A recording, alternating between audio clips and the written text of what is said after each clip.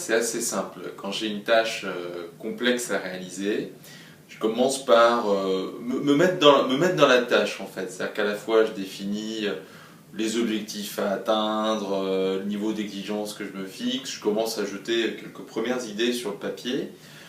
Et puis finalement quand je fais ça, je m'imprègne du sujet à réaliser.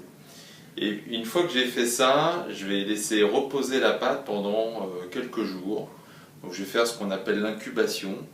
Je vais laisser mon inconscient prendre le relais, je vais laisser les idées que j'ai posées dans la première étape se mélanger, s'hybrider, se confronter, se dissocier.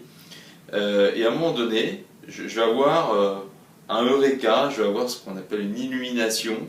Donc je vais trouver finalement l'idée magique qui correspond bien à la commande initiale que je me suis fixée. Donc ça c'est ma troisième étape en fait, c'est d'accueillir cette idée magique, la laisser monter finalement à ma conscience. Et une fois qu'elle est là, la quatrième étape consiste d'une part à vérifier la pertinence de cette idée, puis surtout à la mettre en forme, la mettre en scène. Et donc c'est la dernière étape finalement de mon travail. Ce qui veut dire que du coup, quand j'ai un travail complexe à réaliser, je le réalise souvent en deux temps. Vraiment un premier temps d'imprégnation où je pose les choses et je pose mes premières idées. Je fais une première purge quoi, finalement.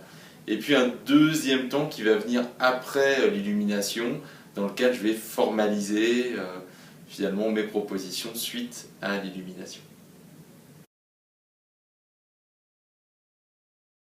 En fait, je pense qu'on a tous un processus d'incubation qui nous est propre, qui est très personnel.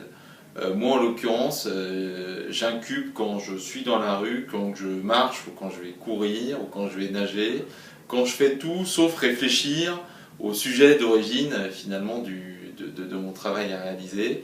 Parce que c'est vraiment important que ce soit l'inconscient qui prenne le relais et finalement on ne cherche pas à réfléchir, à intellectualiser ce qu'on est en train de faire, on laisse l'inconscient faire le boulot.